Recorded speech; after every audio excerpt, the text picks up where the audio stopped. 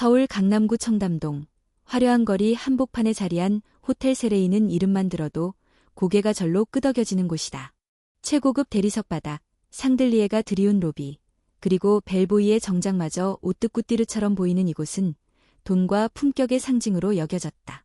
호텔 세레인의 철학은 단순했다. 완벽한 서비스, 고급스러운 환경, 그리고 그에 걸맞은 고객. 겉모습이 곧 신분을 말해준다고 믿는 사람들 사이에서 이 호텔은 성역처럼 여겨졌다. 그래서일까? 값비싼 양복과 명품 가방을 들고 나타나는 이들에게는 한없는 미소와 친절이 쏟아졌지만 그렇지 않은 사람들에겐 어딘가 미묘한 벽이 존재했다. 최소연은 그런 분위기 속에서 인턴으로 첫 발을 디뎠다. 호텔 경영학과를 졸업하고 꿈에 그리던 호텔 세레인에서 일하게 된 건 그녀에겐 자랑이자 설렘이었다. 하지만 입사 초기부터 그녀는 한 가지 이상한 점을 느꼈다. 소연 씨, 저 손님 좀 봐. 운동화 신고 오셨어. 분명 일반 예약 고객일 거야. VIP는 저렇게 입고 다니지 않아. 선배 직원 박미영의 말에 소연은 고개를 끄덕이면서도 속으로 고개를 저었다. 왜 옷차림으로 손님의 등급을 가늠하려 하는 걸까? 호텔이란 모두에게 열려 있어야 하지 않나? 하지만 그런 생각은 말로 꺼내지 않았다. 아직 인턴이었고 모두가 그렇게 행동하고 있었으니까. 호텔의 총지배인 이경호는 직원들에게 이미지를 강조하는 인물이었다. 그는 매 아침 조회 시간마다 세레인은 완벽해야 합니다. 고객이 아닌 사람은 문턱도 넘을 수 없어야 해요. 라고 말했다. 그의 말에 직원들은 박수를 치며 동의했지만 소연의 마음은 그 박수 소리에 점점 멀어져 갔다. 로비의 분위기는 매일 같았다.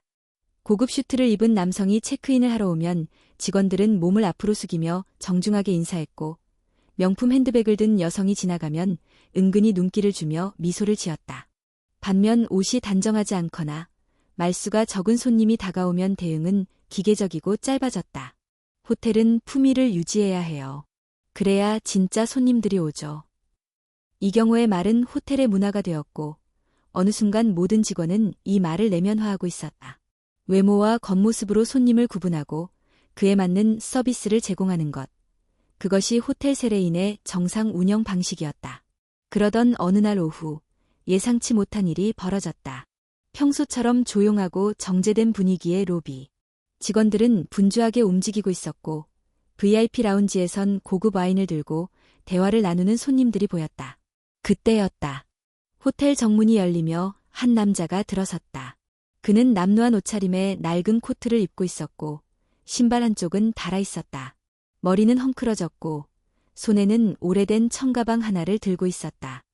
한눈에 봐도 손님이라고 하기엔 어울리지 않는 모습이었다. 정적이 흘렀다. 프런트 데스크에 있던 직원 장우석이 가장 먼저 그를 발견했다. 그는 잠시 당황한 표정을 지은 뒤 동료 쪽으로 몸을 틀었다. 아, 뭐야. 저 사람. 왜 호텔로 들어왔지? 길 잃은 거 아냐? 노숙자 아냐? 저 가방 봐, 완전 해졌잖아.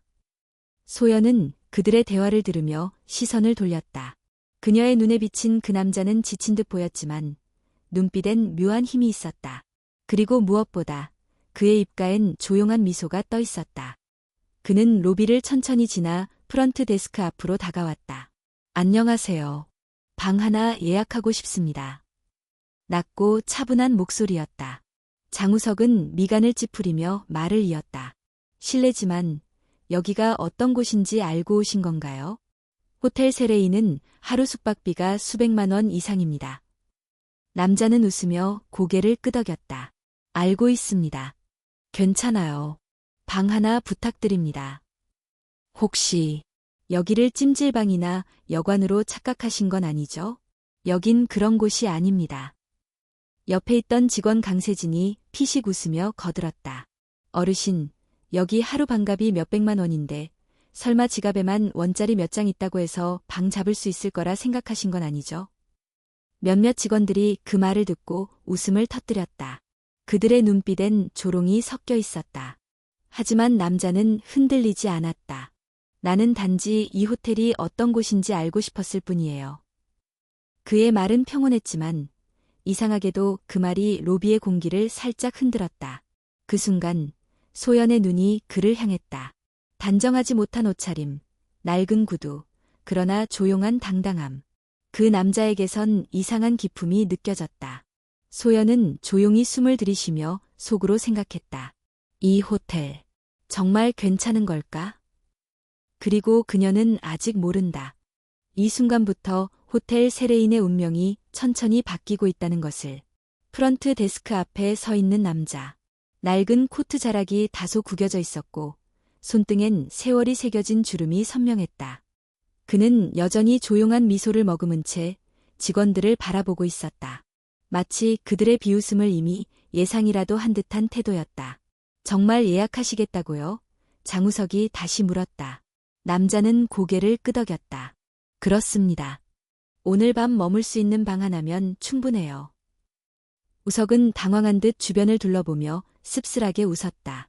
고객님, 여기 스탠다드룸도 1박에 450만 원입니다. 가장 저렴한 방이요. 신용카드 있으세요? 그는 천천히 안주머니에서 작은 가죽 지갑을 꺼냈다. 오래 사용한 듯 테두리가 달아 있었고 지퍼는 삐뚤하게 벌어져 있었다. 그는 아무 말 없이 지갑을 열어 안을 들여다봤다. 몇 장의 지폐와 종이 쪽지, 오래된 카드 한 장이 들어 있었다. 강세진이 킥킥거리며 말했다. 저기요, 혹시 카드 유효기간은 살아있나요? 그 순간 소연은 인내심의 한계를 느꼈다. 그녀는 조용히 한 발 앞으로 나섰다. 죄송하지만 지금 고객님께 너무 무례하게 말씀하시는 거 아닙니까? 세진은 고개를 돌려 소연을 바라보며 말했다. 소연 씨, 초보니까 이해는 하는데 여기선 눈치도 실력이에요. 이분은 우리 타깃 고객이 아니에요. 불편하면 정중하게 돌려보내는 게 맞죠. 하지만 적어도 기본적인 예의는 지켜야 하는 거잖아요. 소연의 목소리는 흔들리지 않았고 그녀의 눈빛에는 단호함이 있었다. 갑작스러운 반박에 주변 직원들도 잠시 말이 없었다. 이경호 총지배인이 로비를 지나던 중 상황을 목격했다. 그는 빠르게 프런트로 다가와 낮은 목소리로 물었다. 무슨 일입니까? 장우석이 상황을 설명했고 이경호는 고개를 끄덕이며 남자를 향해 시선을 돌렸다. 손님, 죄송하지만 여기는 고급 숙박 고객을 위한 공간입니다. 혹시 다른 곳과 착각하신 건 아닐까요? 남자는 가볍게 고개를 숙였다. 아닙니다. 저는 이곳이 어떤 곳인지 잘 알고 있습니다. 그래서 오게 된 것이죠. 이경호는 미소를 지으며 말했다. 그렇다면 이해하셔야 합니다. 호텔 세레인은 품격을 지키는 공간입니다. 오늘처럼 바쁜 날에는 예약 없는 손님을 받기 어렵습니다. 이 말은 명백한 거절이었다. 그러나 남자는 여전히 침착했다. 그는 주변을 한번 둘러본 후 이경호를 바라보며 말했다. 그렇다면 로비에서 잠시 앉아 있어도 괜찮겠습니까? 이경호는 잠시 망설였다가 고개를 끄덕였다. 단지 쫓아내는 것보다 덜 번거롭다고 생각한 듯했다. 물론입니다. 다만 오래 머무르시진 마세요. 다른 고객들이 불편해할 수 있으니까요. 남자는 감사하다는 인사를 남기고 조용히 로비 한쪽 소파에 자리를 잡았다. 등받이에 몸을 기대고 두 손을 무릎 위에 올린 채 눈을 감았다. 그를 향한 시선은 여전히 싸늘했다. 몇몇 직원들은 그를 향해 속삭이며 비웃었고 일부 고객들도 불편하다는 듯 얼굴을 찡그렸다. 하지만 소연은 달랐다. 그녀는 커피 머신 앞에서 종이컵을 들고 그의 쪽을 바라보았다. 눈을 감은 그의 얼굴엔 피로와 고요함이 동시에 깃들어 있었다. 그녀는 조용히 다가가 컵을 내밀었다. 혹시 따뜻한 커피 한 잔 드시겠어요? 남자가 눈을 떴다. 그의 눈동자엔 놀라움과 감사가 동시에 담겨 있었다. 고맙습니다. 하지만 괜찮아요. 나중에 물 한 잔이면 충분합니다. 소연은 고개를 숙이고 물러났다. 그 짧은 대화 속에서 그녀는 이상하게도 위로를 받은 기분이었다. 시간이 조금 흐른 후 로비에는 다시 평소의 일상이 흘렀다. 직원들은 새로운 고객을 맞이하고 전화기를 받고 서류를 정리했다. 그러나 소연의 시선은 자꾸만 소파에 앉아있는 남자에게 머물렀다. 최소연 씨. 뒤에서 들려온 목소리에 그녀는 몸을 돌렸다. 이경호가 서 있었다. 그의 표정은 단호했다. 회사 방침에 어긋나는 행동은 조심하세요. 감정적으로 대응하면 호텔리어로서의 자질을 의심받을 수 있습니다. 소연은 잠시 말이 없었다. 그리고 조용히 대답했다. 저는 고객을 사람으로 대하고 싶을 뿐입니다. 이경호는 그녀를 잠시 바라보다가 말없이 돌아섰다. 그리고 그 순간 로비 정문 앞에서 정장을 입은 남자가 등장했다. 검은색 슈트를 입은 그는 당당하게 로비 안으로 들어섰고 손에 들린 서류 가방에는 금색 로고가 박혀 있었다. 직원들이 일제히 자세를 고쳐 앉았다. 남도현 부회장이었다. 호텔 세레인의 상무이자 실질적인 경영권을 갖고 있는 인물이었다. 그는 로비를 빠르게 훑더니 크고 또렷한 목소리로 말했다. 유장호 회장님, 오셨습니까? 정적. 직원들의 시선이 동시에 소파에 앉은 남자에게 향했다. 그 순간 소연은 숨을 삼켰다. 그 남자, 낡은 코트를 입고 물 한 잔을 원했던 그 노인이. 회장님. 로비는 숨소리조차 들리지 않을 만큼 조용해졌다. 그리고 이제 호텔 세레인의 진짜 이야기가 시작되려 하고 있었다. 호텔 세레인의 로비는 한순간에 얼어붙었다. 남도현 부회장의 목소리가 울려 퍼진 후 모든 직원의 시선이 소파에 앉아있던 노인에게 향했다. 누군가는 눈을 크게 떴고 누군가는 입을 다물지 못한 채 놀라움에 빠져 있었다. 유장호 회장님이라는 이름은 이 호텔에 있는 누구에게나 낯설지 않은 이름이었다. 유장호. 호텔 세레인의 창립자이자 수십 년 전 작은 여관 하나에서 시작해 이 거대한 호텔 체인을 만들어낸 전설적인 인물. 몇 년 전 그는 경영 일선에서 물러나며 대중의 시야에서 사라졌다. 많은 직원들이 그를 직접 본 적은 없었지만 그의 이름은 기업 연혁과 교육 자료에서 항상 언급되는 존재였다. 그 노인이, 그 낡은 코트를 입고 물 한 잔을 청하던 노인이 그 유장호 회장이라니. 그럴 리가 없는데. 프런트 데스크의 강세진이 입을 가린 채 속삭였다. 장우석도 어색하게 웃으며 말했다. 장난이겠지. 아니면 이름이 같은 다른 사람 아닐까? 그러나 소파에 앉아있던 유장호는 천천히 몸을 일으켰다. 그의 움직임은 느렸지만 위험이 있었다. 그는 주머니에서 낡은 핸드폰을 꺼내더니 짧은 문자를 보냈다. 그리고 조용히 말했다. 이제 들어와도 되겠지. 문장이 끝나자마자 호텔 정문이 자동으로 열렸다. 검은 정장을 입은 보안 요원 6명이 일사불란하게 들어섰다. 가슴팍에는 호텔 세레인의 황금 로고가 빛나고 있었다. 그들은 유장호 앞에 다가와 동시에 고개를 숙였다. 회장님, 늦어서 죄송합니다. 직원들은 모두 숨을 삼켰다. 이건 더 이상 오해나 착각이 아니었다. 지금 이 자리에 있는 이 노인은 진짜 유장호 회장이었다. 이경호 총지배인은 얼굴이 하얗게 질렸다. 그는 몸을 굳힌 채 한 발짝도 움직이지 못하고 있었다. 그토록 무시하던 노인이 자신보다 수십 배의 권력을 가진 창립자라니. 그는 결국 떨리는 목소리로 입을 열었다. 회장님, 저는 정말 몰랐습니다. 그게 단순한 실수였습니다. 직원들도 교육을 제대로 받지 못해서. 유장호는 이경호를 조용히 바라보았다. 감정이 배제된 차가운 눈빛이었다. 그렇다면 묻겠습니다. 나는 방을 요청했고, 물을 부탁했고, 조용히 앉아 있었소. 그 모든 상황 속에서 당신은 어떤 태도를 보였지요? 이경호는 말문이 막혔다. 얼굴이 붉어지다 못해 창백해졌고, 손끝은 미세하게 떨리고 있었다. 소연도 말없이 서 있었다. 그녀는 회장님의 진짜 신분에 놀랐지만 동시에 왠지 모르게 안도감을 느꼈다. 누군가는 그를 알아봤고 결국 진실이 밝혀졌다는 사실이 위로가 되었던 것이다. 그때 호텔의 CEO 서태진이 로비로 들어섰다. 그는 상황을 빠르게 파악한 듯 부회장을 향해 고개를 숙이고는 유장호 앞에 다가갔다. 회장님, 오랜만에 뵙습니다. 유장호는 그를 바라보며 잠시 침묵했다. 그리고 묻는다. 당신은 내가 이 호텔에 올 거라는 걸 알고 있었지요? 서태진의 표정이 순간 굳었다. 하지만 곧 평정을 되찾은 듯 고개를 끄덕였다. 네, 알고 있었습니다. 그런데 아무 말도 하지 않았소. 회장님께서 원하시는 테스트라고 생각했습니다.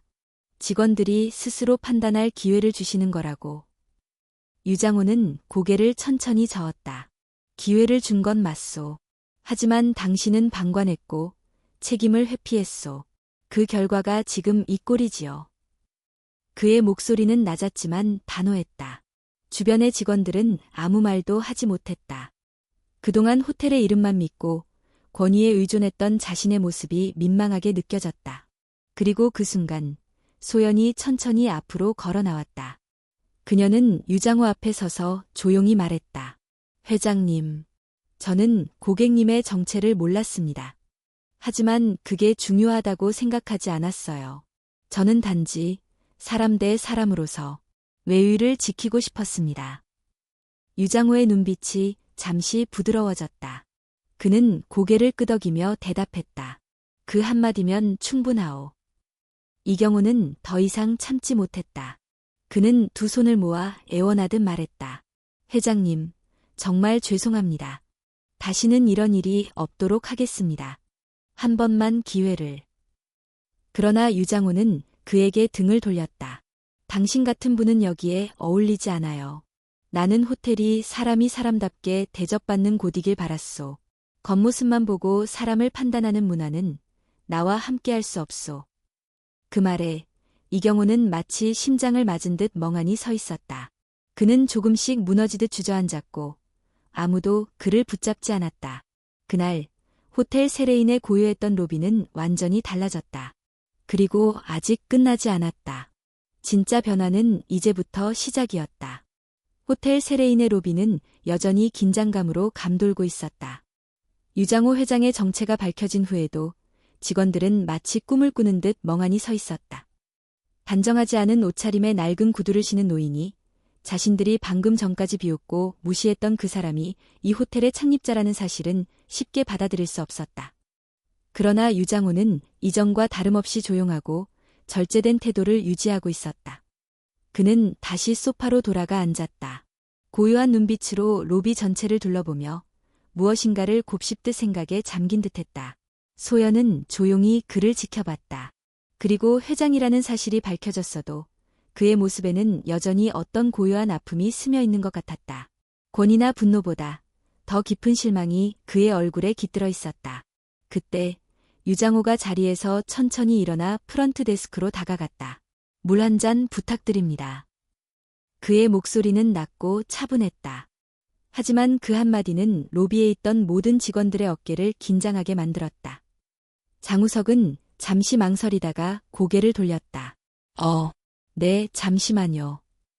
그는 물컵을 찾기 위해 카운터 아래를 뒤졌고 일회용 플라스틱 컵 하나를 꺼냈다. 그리고는 정수기 앞에서 물을 받아 조심스럽게 들고 나왔다. 하지만 손이 떨리는 탓에 컵 안에 물이 일부 밖으로 넘쳤고 우석은 그것을 아무렇지 않다는 듯 탁자 위에 툭 하고 내려놓았다. 여기 드시죠. 말은 공손했지만 몸짓은 그리 정중하지 않았다. 유장호는 아무 말 없이 컵을 들고 조용히 한 모금 마셨다. 그는 컵을 내려놓은 후 다시 눈을 감고 잠시 가만히 섰다. 이 장면을 지켜보던 강세진이 옆 직원에게 조용히 속삭였다. 회장님이면 뭐해. 저렇게 누추한 차림으로 다니면 누가 알아봐. 처음부터 제대로 입고 오셨으면 이런 일도 없었잖아. 그 말에 몇몇 직원들이 피식 웃었다. 유장호가 들었을 리 없다고 생각한 듯 그들의 목소리는 은근히 조롱조차 섞여 있었다. 하지만 그 순간 소연이 카운터를 빠져나와 세진 앞에 섰다. 지금 그 말 진심으로 하신 건가요? 세진은 당황한 듯 눈을 깜빡였다. 뭐가? 회장님이 어떤 옷을 입고 계시든 그게 우리가 대하는 태도를 바꿀 이유가 되나요? 소연 씨, 너무 감정적으로 굴지 마요. 현실을 좀 보자고. 현실을 보는 게 아니라 편견을 정당화하는 거잖아요. 저는 그걸 받아들일 수 없어요. 소연의 목소리는 작지만 흔들림이 없었다. 주변 직원들은 말을 잃었다. 그동안 아무도 이렇게 직접적으로 반박한 적이 없었다. 그녀의 단호한 태도에 누군가는 놀라고 누군가는 불편해했다. 그때 유장호가 조용히 입을 열었다. 괜찮소. 나는 지금 그들의 민낯을 보고 있는 중이니까요. 그는 소파에 앉으며 말을 이었다. 이 호텔이 처음 생겼을 때 나는 고객이 어떤 차림을 하고 있든 상관없이 모든 이가 환영받을 수 있는 공간이 되길 바랐소. 하지만 오늘 나는 그 꿈이 사라졌다는 걸 확인한 것 같소. 그의 말은 로비 전체에 울려 퍼졌다. 화려한 조명 아래에서 그 어떤 꾸밈없는 진심은 곧잘 사람들의 마음을 찔렀다. 그 순간 부회장 남도현이 다시 나타났다. 그는 상황을 파악하고 유장호에게 다가와 조용히 물었다. 회장님, 지금 본사에서 언론 대응팀과 이사진이 도착 중입니다. 어떻게 하시겠습니까? 유장호는 고개를 천천히 들었다. 그 누구보다 이 호텔이 어떤 모습인지 내가 직접 보고 싶었소. 언론이 필요하지 않소. 지금 이 순간이 나에게는 가장 중요한 진실이오. 그는 다시 로비를 둘러봤다. 웅장하고 완벽해 보이던 공간이 이제는 낯설고 공허하게 느껴졌다. 그는 천천히 말을 이었다. 나는 이 호텔을 돌려받기 위해 온 것이 아니오. 나는 이 호텔이 무엇을 잃어버렸는지 알려주기 위해 왔소. 로비의 정적 속에서 유장호의 한마디 한마디는 뚜렷하게 울렸다. 소연은 그의 옆에 조용히 섰다. 그리고 작게 속삭였다. 회장님, 제가 아직 부족하지만 이곳이 다시 따뜻한 공간이 되도록 돕고 싶어요. 유장호는 그녀를 바라보며 미소 지었다. 그 마음 하나면 충분하오. 그리고 그 순간 호텔의 문이 다시 열렸다. 밖에서 누군가가 다가오고 있었다. 이 호텔에 또 다른 변화가 시작되고 있었다. 호텔 세레인의 문이 다시 열렸을 때 들어온 것은 고요한 바람 한 줄기뿐이었다. 외부의 소음은 자동문이 닫힘과 동시에 차단되었고 로비는 다시 정막에 휩싸였다. 그러나 그 정막은 더 이상 평온하지 않았다. 누구도 말하지 않았지만 모두가 무언가를 기다리는 듯한 분위기였다. 유장호 회장은 소파에 앉은 채로 조용히 눈을 감고 있었다. 마치 자신의 존재 자체가 더 이상 설명을 필요로 하지 않는다는 듯한 태도였다. 그러나 다른 이들은 그 침묵을 받아들이기 힘들었다. 특히 이경호 총지배인은 머릿속이 복잡하게 뒤엉켜 있었다. 그는 회장이라는 존재가 이렇게 조용히 낡은 옷을 입고 호텔을 방문할 줄은 상상조차 하지 못했다. 이경호는 결국 결정을 내렸다. 그는 직원 중 한 명에게 손짓했다. 보안팀 호출해. 네. 직원은 놀라며 되물었지만 이경호의 표정은 단호했다. 지금, 당장. 몇 분 후 검은 유니폼을 입은 호텔 보안요원 2명이 로비에 들어섰다. 그들의 등장에 로비의 긴장감은 한층 더 고조되었다. 보안요원들은 이경호에게 다가가 고개를 숙였다. 무슨 일입니까, 총지배인님? 저기 소파에 앉아있는 분. 이경호는 고개를 돌려 유장호를 가리켰다. 방문 예약도 없이 무단으로 장시간 체류 중입니다. 정중히 밖으로 모시고 나가주세요. 순간 공기가 멈췄다. 직원 몇 명은 당황한 듯 서로를 바라보았고 일부는 무언가 말을 꺼내려다 멈췄다. 누구도 감히 이경호의 결정에 반기를 들지 못했다. 그의 지시 아래 움직이는 것이 이 호텔에서의 정상이었기 때문이다. 보안요원 2명이 유장호에게 다가갔다. 그들은 예에 바른 듯 보였지만 태도는 명백히 단호했다. 손님, 죄송하지만 이곳은 예약 고객만 이용 가능한 공간입니다. 장시간 로비에 머무르시면 다른 고객들에게 불편을 줄 수 있습니다. 유장호는 눈을 떴다. 그는 천천히 시선을 올려 그들의 얼굴을 바라보았다. 그리고는 조용히 대답했다. 나는 아무 말 없이 아무것도 요구하지 않고 여기에 조용히 앉아 있었소. 내 존재 자체가 불편하다는 건가요? 보안요원들은 잠시 망설였다. 그때 이경호가 다시 말했다. 지금 행동하세요. 더 이상 지체하지 말고. 보안요원 중 한 명이 조심스럽게 유장호의 팔에 손을 얹었다. 나가시죠, 손님.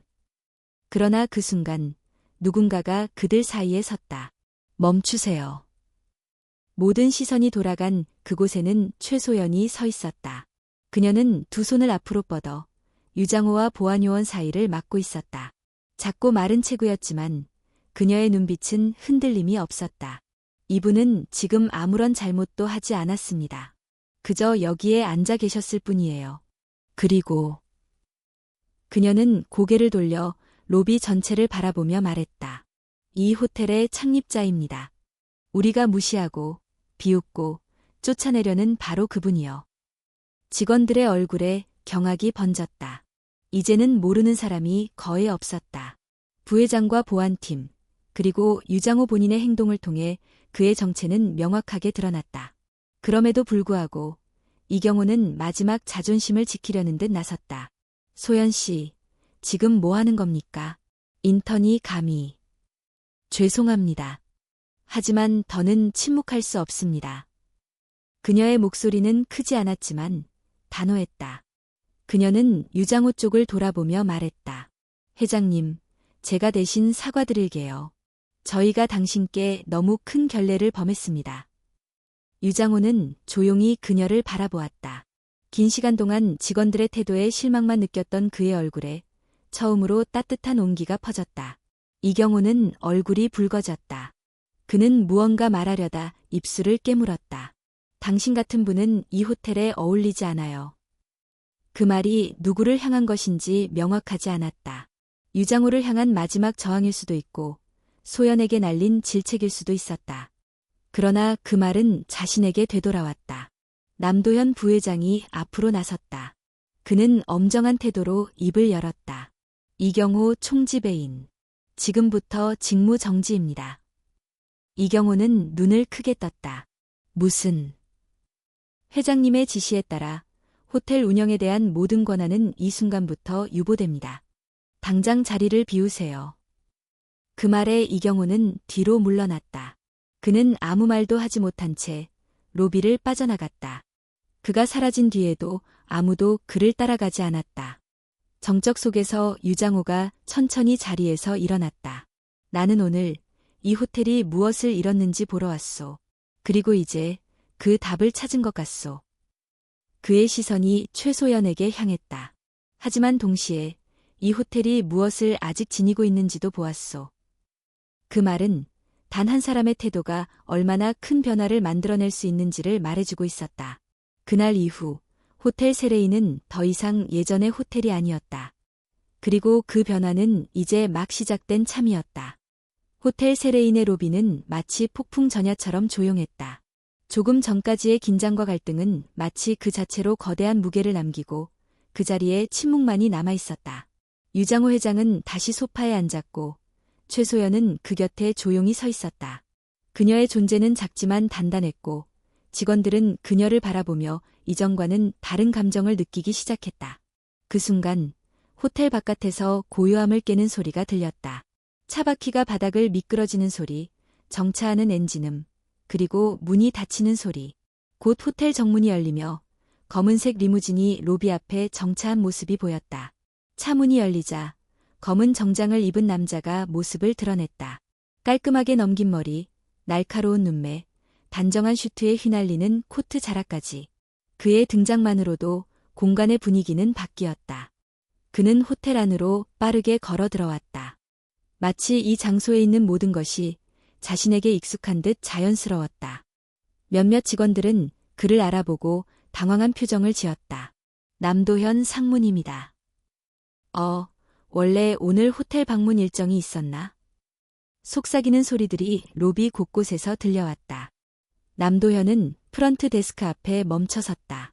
그의 눈은 빠르게 주변을 스캔했고 곧 소파에 앉아있는 유장호를 발견했다. 그를 보자마자 남도현은 바로 정중하게 고개를 숙였다. 회장님, 도착하셨군요. 기다리고 있었습니다. 모든 시선이 유장호에게 집중되었다. 그 순간 남도현의 한마디가 로비 전체를 뒤흔들었다. 회장님, 본사 이사진과 언론 대응팀이 도착 중입니다. 지시만 주시면 바로 정리하겠습니다. 직원들의 얼굴은 일제히 창백해졌다. 이제는 의심할 여지가 없었다. 소문도 추측도 아닌 확실한 사실. 이 노인이 그들이 방금 전까지 무시하고 조롱했던 그 사람이 호텔 세레인의 창립자 유장호 회장이었다. 장우석은 당황한 듯 말을 더듬었다. 그게 진짜 회장님이라고요? 강세진은 입술을 질끈 깨물고 고개를 숙였다. 이 경우는 이미 로비를 떠난 상태였지만 그의 존재감은 여전히 긴장으로 남아있었다. 유장호는 자리에서 일어나 남도현 쪽으로 걸어갔다. 도현 씨, 오늘 내가 오기로 한 걸 알고 있었지? 남도현은 고개를 끄덕였다. 예, 회장님. 일정은 이미 전달받았고 관련 부서에 비밀 유지 요청도 했습니다. 그런데 이상하지 않소? 내가 호텔에 들어와도 아무도 나를 못 알아보았고 아무도 행동하지 않았소. 남도현은 망설이다가 조용히 대답했다. 회장님의 지시라 생각했습니다. 직접 현장을 확인하고 싶어 하신다고. 유장호는 고개를 천천히 끄덕였다. 그는 다시 로비를 바라보았다. 그래, 나는 보고 싶었소. 이 호텔이 지금 어떤 곳이 되었는지를. 그의 시선은 프런트 데스크를 거쳐 카페 코너와 라운지까지 천천히 지나갔다. 그 안에는 세련된 조명이 있고 고급 가구와 장식들이 즐비했다. 하지만 그는 더 이상 그것들에 감탄하지 않았다. 그의 표정엔 씁쓸함만이 남아있었다. 그때 로비 한켠의 대형 스크린에 불이 들어왔다. 호텔 내부 홍보 영상이 자동으로 재생되기 시작한 듯했다. 고급스러운 분위기, 웃는 얼굴의 직원들, VIP 손님들이 등장하는 장면들. 하지만 그 중간에 갑자기 영상이 끊겼다. 화면이 깜빡거리더니 예상치 못한 영상이 재생되기 시작했다. 그 영상 속에는 유장호가 프런트 데스크에 다가가는 모습이 담겨 있었다. 방 하나 부탁드립니다. 라는 말, 찜질방으로 착각하셨나요? 라는 조롱, 그리고 커피 한 잔도 아닌 물 한 잔을 요청하며 거절당하는 장면들. 모든 장면이 그대로 화면에 담겨 있었다. 직원들은 당황했다. 이거 누가 편집한 거야? 실시간 CCTV 영상. 누가 연결했지? 하지만 그 영상은 이미 멈출 수 없었다. 그것은 진실이었고 로비에 있던 모든 사람들은 그 진실을 눈으로 확인하고 있었다. 그때 유장호가 말했다. 저 영상은 단 몇 시간 전 이곳에서 있었던 일입니다. 이 호텔의 정문 안에서 고객이 어떤 취급을 받았는지를 보여주는 현실이지요. 그는 깊은 숨을 들이쉬었다. 나는 이 호텔의 외관이 아니라 그 속을 보고 싶었습니다. 그리고 오늘 나는 이 호텔의 민낯을 보았습니다. 그의 말에 침묵하던 한 직원이 조용히 고개를 떨구었다. 그리고 또 한 명, 마치 도미노처럼 모든 직원들이 고개를 숙이며 그들의 잘못을 인정하기 시작했다. 그러나 유장호는 그들에게 분노를 쏟지 않았다. 그는 단지 슬픈 표정으로 말을 이었다. 우리가 고객을 대하는 방식이 이 호텔의 품격입니다. 돈이 아닌 마음을 보고 외모가 아닌 태도를 보는 것이 진짜 고급입니다. 그리고 그는 조용히 덧붙였다. 이 호텔은 바뀌어야 합니다. 지금 이 순간부터. 그 말이 끝나자 로비는 깊은 정적에 빠졌다. 그리고 그 정적은 앞으로 시작될 변화의 서곡이 되었다. 대형 스크린에서 재생되던 영상은 여전히 끝나지 않고 있었다. 프런트 데스크에서 무례하게 응대한 장면, 물 한 잔을 요청하는 회장에게 일회용 컵을 던지듯 건네는 장면, 그리고 직원들 사이에서 오가는 조롱 섞인 대화까지 모든 순간이 명백하게 기록되어 있었다. 호텔 세레인의 로비는 숨소리조차 들리지 않았다. 영상 속의 말들이 생생하게 울려 퍼질 때마다 그 자리에 있던 사람들의 얼굴은 점점 창백해져 갔다. 특히 강세진과 장우석은 자신들의 목소리와 행동이 그대로 공개되자 입술을 깨물며 고개를 숙였다. 누군가가 의도적으로 이 영상을 연결한 것이 분명했다. 내부 직원 중 누군가가 스크린 시스템에 접속해 CCTV 영상을 실시간으로 송출한 것이다. 하지만 그게 누구인지, 어떻게 했는지는 중요하지 않았다. 이미 모든 것이 드러났기 때문이다. 영상이 끝나자 화면은 다시 호텔의 로고로 바뀌었다. 하지만 아무도 박수를 치지 않았다. 아무도 말을 하지 않았다. 침묵은 너무 무거워서 그 어떤 소리도 덮을 수 없을 만큼 깊었다. 그 정적을 깬 것은 유장호였다. 그는 조용히 한 발 앞으로 나섰다. 노인의 몸짓이지만 그가 뿜어내는 아우라는 단단하고 뚜렷했다. 그는 한 명 한 명의 직원을 바라보며 천천히 입을 열었다. 나는 오늘 이 호텔이 어디까지 내려왔는지를 봤소. 고급스러운 예관과 고가의 서비스 뒤에 숨겨진 것은 진심 없는 응대와 외모로 사람을 판단하는 습관이었소.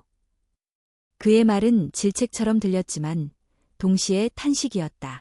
여러분은 오늘 단순히 한 명의 고객을 무시한 것이 아니오. 이 호텔이 지켜야 할 가치를 배반한 것이오. 그리고 그 배반은 모든 고객에게 전해질 것이오. 그 말에 몇몇 직원들이 눈시울을 붉혔다. 자신들의 말과 행동이 어떤 결과를 가져왔는지 이제야 실감하는 듯했다. 그때 호텔 라운지 쪽에서 한 손님이 일어났다. 중년의 여성으로 보이는 고객이었다. 그녀는 잠시 머뭇거리다가 프런트 데스크로 걸어왔다. 저기요. 장우석은 그녀를 알아보고 급히 인사했다. 고객님, 무엇을 도와드릴까요? 그러나 여자는 고개를 저었다. 방금 전 영상에서 본 장면. 저도 비슷한 일을 겪었습니다. 몇 달 전 출장 중에 이 호텔을 이용했을 때 캐주얼한 복장을 입었다는 이유로 프런트 직원이 예약을 2번이나 재확인했어요. 이유를 물었더니 정책상이라고만 했죠. 그녀는 주변을 둘러보며 말했다. 그때는 그냥 넘겼습니다. 이런 게 원래 고급 호텔의 기준인가 보다 하고요. 그런데 지금 보니 그건 기준이 아니라 편견이었네요. 그녀는 조용히 이어 말했다. 저 예약 취소하겠습니다. 그 말과 함께 그녀는 카드 지갑을 닫고 자리를 떠났다. 로비에 있는 다른 손님들도 속속 일어났다. 몇몇은 말을 하지 않았지만 눈빛만으로도 불쾌함이 느껴졌다. 남도현 부회장은 즉시 상황을 정리하려 했지만 이미 돌이킬 수 없는 분위기가 형성되어 있었다. 브랜드의 이미지, 호텔의 명성, 모두가 이 순간 무너지고 있었다. 유장호는 깊은 한숨을 내쉬었다. 그는 천천히 고개를 들고 말했다. 세상은 변했소. 더는 외형으로 신분을 구분하는 시대가 아니오. 그런데 이 호텔은 아직도 손님을 색안경으로 보고 있었던 것이오. 그는 한 걸음 물러나며 덧붙였다. 나는 이 호텔이 단지 고급이 아니라 진심을 담은 가치를 제공하는 공간이 되길 바랐소. 오늘 그 꿈이 멀어졌다는 걸 확인했지만 동시에 아직 희망이 남아있다는 것도 알았소. 그의 시선은 최소연을 향했다. 이 직원이 바로 그 희망이오. 소연은 놀라 눈을 동그랗게 떴다. 저요? 유장호는 고개를 끄덕이며 말했다. 나는 이 호텔이 다시 태어날 수 있다고 믿소. 그리고 그 변화는 이 직원 같은 사람에게서 시작되어야 하오. 로비는 또다시 조용해졌다. 그러나 이번엔 무거운 침묵이 아니었다. 그것은 변화의 전조, 더 나은 무언가가 시작될 수 있다는 기대감 섞인 정적이었다. 바로 그때 한 직원이 조용히 손을 들었다. 그녀는 고객 서비스 부서의 과장인 김하영이었다. 회장님, 저도 지금까지 많은 걸 놓치고 있었던 것 같습니다. 마음보다 절차를 중시했고 고객보다 기준을 우선했어요. 진심으로 사과드립니다. 그의 고백에 또 다른 직원이 고개를 숙였다. 그리고 하나둘씩 직원들은 자신의 잘못을 인정하고 반성의 뜻을 표했다. 유장호는 조용히 말했다. 좋소. 그 마음을 바탕으로 다시 시작합시다. 나는 이 호텔을 바꾸고 싶소. 그리고 여러분이 함께 해주길 바랍니다. 그 말은 선언이었다. 진실이 드러났고 이제 선택만이 남았다. 호텔 세레인은 다시 태어날 수 있을 것인가. 이제 그 변화의 첫걸음을 내디딜 시간이 다가오고 있었다. 로비는 여전히 조용했다.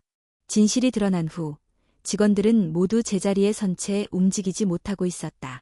소연만이 유장호의 곁에 조금 떨어져 서 있었고 그녀의 눈빛은 흔들림 없이 그를 응시하고 있었다. 유장호는 정면을 바라보며 다시 걸음을 옮겼다. 프런트 데스크 앞으로 다가간 그는 직원들이 보는 앞에서 천천히 목소리를 높였다. 여러분, 나는 이 호텔 세레인의 창립자 유장호입니다. 그 말은 선언처럼 울려 퍼졌다. 30년 전 나는 단 한 층짜리 여관에서 시작했습니다. 손님이 오면 내가 직접 짐을 들어드리고 수건을 접고 화장실을 청소하며 하루하루를 지켰지요. 그 시절에 나에게 중요한 건 단 하나, 손님이 편안하게 머물다 가는 것이었습니다. 직원들의 시선이 그에게 집중되었다. 그 어떤 부정도, 회피도 더 이상 가능하지 않았다. 세월이 흘러 이 호텔이 생기고 이름이 알려지고 체인이 확대되면서 나는 회사를 믿고 자리를 물려주었습니다. 하지만 오늘 나는 내가 지켜온 철학이 이곳에서 얼마나 멀어졌는지를 보았습니다. 그의 눈빛은 단단했다. 이 호텔은 단순히 부유한 사람들을 위한 공간이 아닙니다. 진정한 고급이란 상대의 외모나 소지품이 아닌 마음을 보는 것입니다. 그러나 오늘 여러분의 행동은 그 철학과 정반대였습니다. 말을 듣던 직원들 중 몇몇은 눈물을 삼켰고 일부는 똑바로 얼굴을 들지 못했다. 그때 로비의 끝에서 조심스레 들어오는 한 인물이 있었다.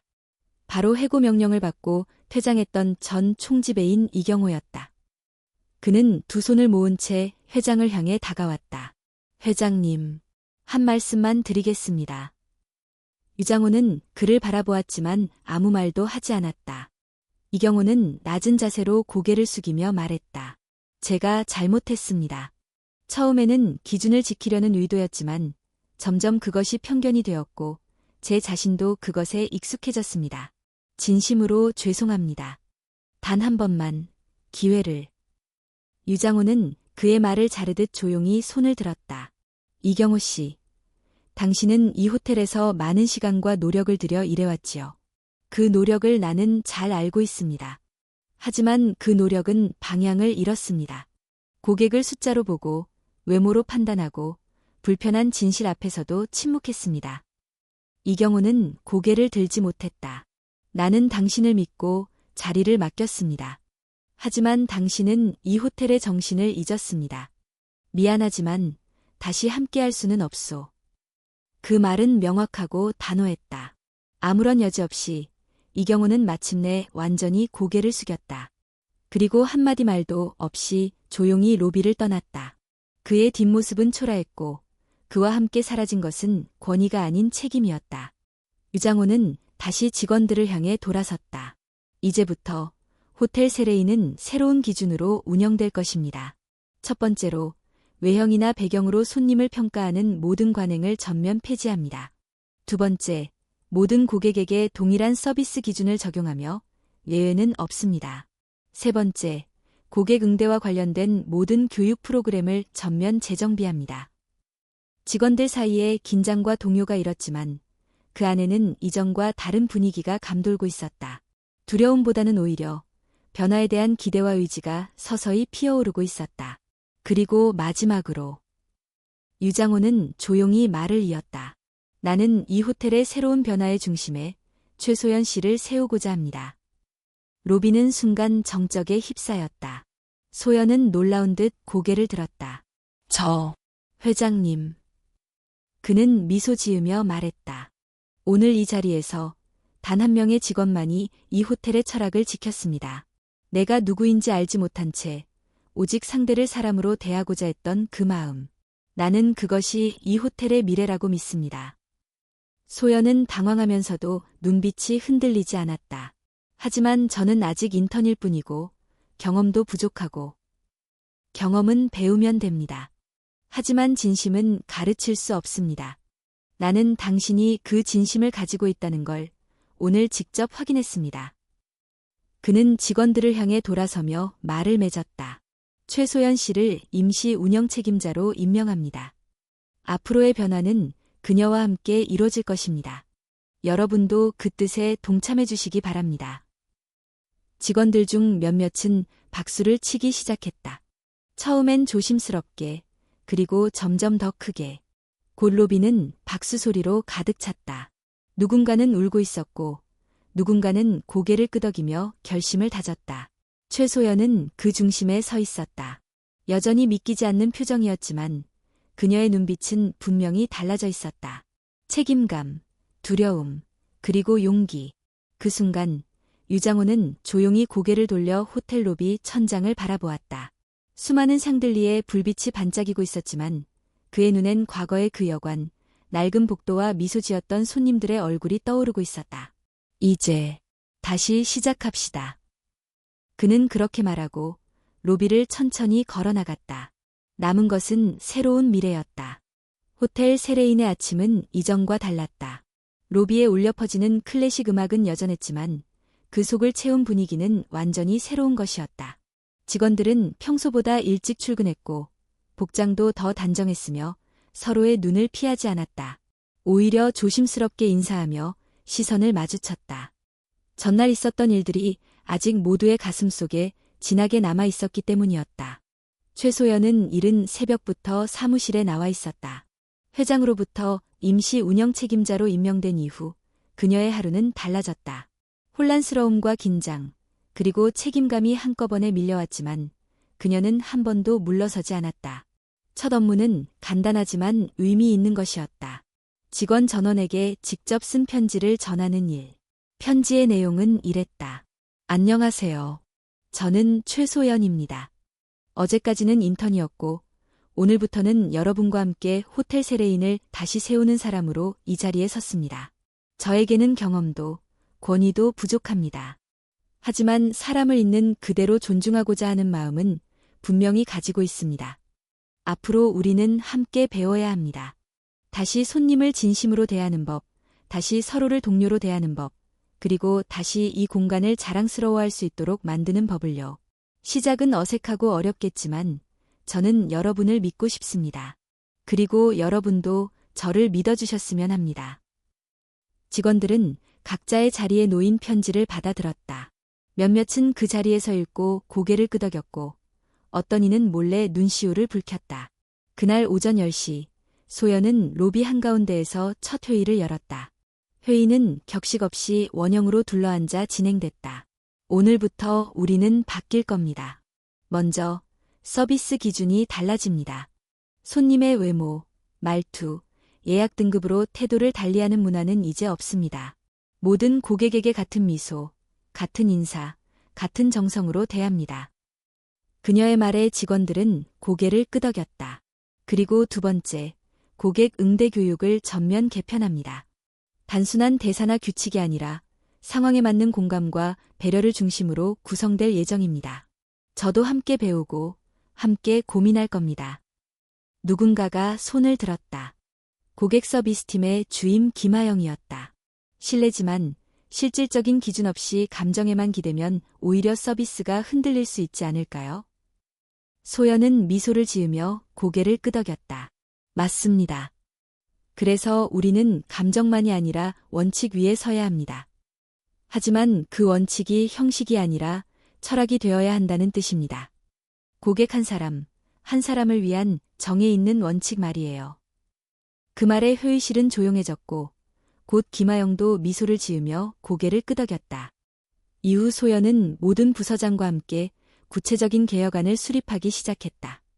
첫째, 고객 응대 프로토콜에서 등급 구분 언어를 전면 삭제했다. 둘째, VIP 전용 라운지의 운영 기준을 지불한 가격이 아니라 이용 목적과 상황으로 유연하게 전환했다. 셋째, 신규 직원 교육 커리큘럼에 서비스 철학 토론과 감정노동 대응법을 포함시켰다. 넷째, 정기적으로 고객 입장에서 바라보기 체험 프로그램을 진행하도록 했다.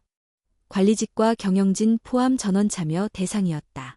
변화는 느리지만 확실하게 일어났다. 특히 고객들의 반응이 달라졌다. 전엔 이 호텔에 들어올 때마다 경직됐는데 요즘은 훨씬 편해요. 직원들이 진짜로 이야기를 들어주는 느낌이에요. 예전엔 미소만 있었고 지금은 마음이 있어요. 이런 피드백은 소연에게 큰 힘이 되었다. 하루는 소연이 로비를 지나가던 중 중년의 남성이 다가왔다. 평범한 옷차림이었지만 말투와 눈빛은 정중했다. 혹시 최소연 지배인님이신가요? 네, 제가 맞습니다. 제가 이런 말씀 드려도 될지 모르겠지만 며칠 전 제 아버지가 여기 투숙하셨습니다. 예전 같았으면 절대 상상도 못했을 일이죠. 근데 직원분들이 너무 따뜻하게 맞이해 주셨다고 하더군요. 정말 감사합니다. 소연은 놀라며 물었다. 혹시 성함이 유정배라고 하십니다. 고령이시고 몸도 편찮으시지만 여행을 무척 좋아하세요. 이런 고급 호텔에 들어오면 괜히 눈치가 보여서 잘 안 가셨는데 이번엔 오히려 여유를 느끼셨대요. 그 말을 들은 소연은 순간 눈이 시큰해졌다.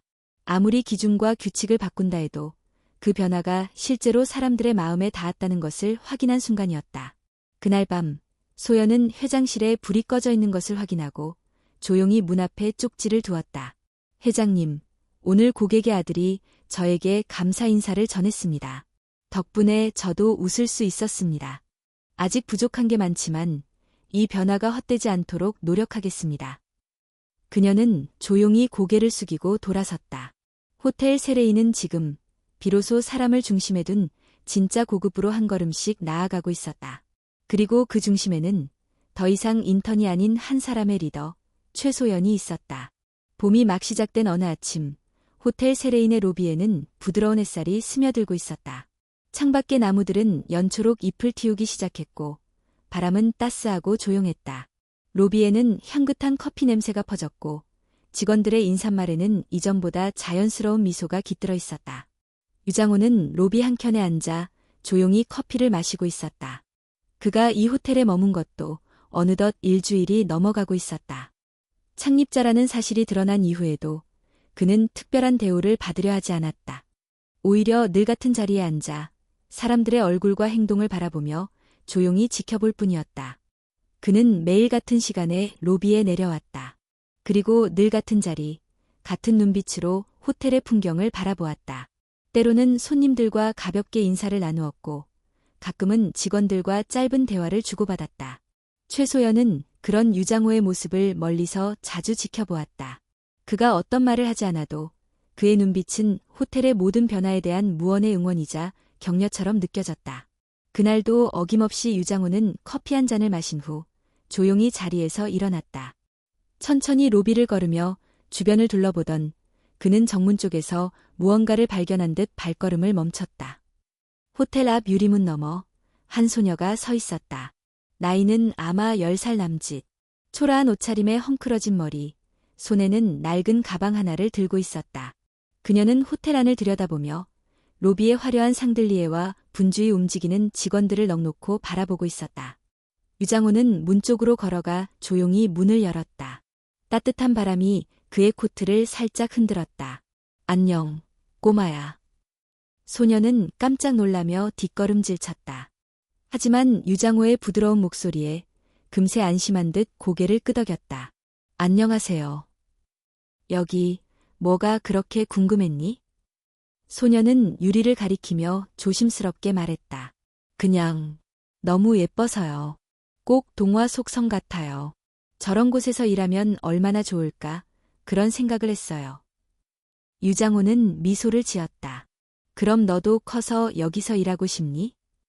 네, 하지만 저 같은 애가 그런 데서 일할 수 있을까요?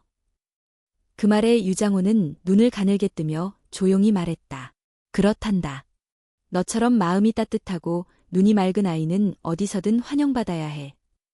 그는 잠시 망설이다가 손을 내밀었다. 들어와 볼래? 특별히 호텔을 안내해 줄게. 소녀는 주저하다가 고개를 끄덕이며 유장호의 손을 잡았다. 그들은 함께 로비 안으로 들어섰다. 직원들이 그 모습을 보고 놀라 잠시 멈칫했지만 곧 아무 말 없이 머리를 숙이며 인사했다. 그 누구도 더 이상 겉모습만으로 사람을 판단하지 않았다. 유장호는 소녀에게 안내 데스크, 라운지, 그리고 휴일실을 차례로 보여주었다. 그리고 마지막으로 로비 중앙에 멈춰서서 말했다. 여기가 바로 호텔의 심장 같은 곳이란다. 모든 손님이 처음 이곳을 지나가고 여기서 기억을 만들기 시작하지. 소녀는 눈을 반짝이며 말했다. 진짜 멋져요. 그녀의 목소리엔 맑은 감탄이 가득 담겨 있었다. 유장호는 그 모습에서 오래전 자신의 젊은 시절을 떠올렸다. 어릴 적 작은 다방 유리창 너머로 바라보던 세상의 풍경, 그리고 언젠가 나도 저 안으로 들어가고 싶다는 꿈. 그는 천천히 몸을 돌렸다. 이제 나는 떠날 시간이야. 소녀가 놀라 물었다. 어디 가세요? 조금 쉬러 가야지. 이제 이 호텔은 다른 사람들이 잘 지켜줄 거니까. 그는 마지막으로 로비를 바라보았다. 어느새 로비 한가운데에는 꽃이 놓인 테이블이 하나 세워져 있었고 그 위엔 작은 팻말이 하나 있었다. 고객의 이야기를 듣겠습니다. 그 문구는 단순했지만 강력했다. 이 호텔이 더 이상 일방적인 서비스가 아닌 사람과 사람 사이의 공간이 되었다는 것을 보여주는 상징이었다. 최소연이 로비 끝에서 유장호를 바라보며 조용히 고개를 숙였다. 그는 눈빛으로 인사하며 문 쪽으로 향했다. 호텔 정문을 나서던 순간 그는 잠시 멈춰 뒤를 돌아보았다.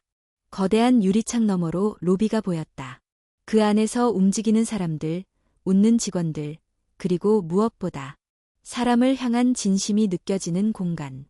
그는 조용히 혼잣말을 했다. 이제야 진짜 호텔이 되었군. 그리고 다시 걸음을 옮겼다. 그의 발걸음은 가볍고 조용했지만 그 뒤로는 묵직한 변화의 흔적이 남아 있었다. 그는 사라졌지만 그의 정신은 그 자리에 남았다. 마지막 손님은 더 이상 떠나는 사람이 아니었다. 그는 새로운 시작을 열어준 사람이었다.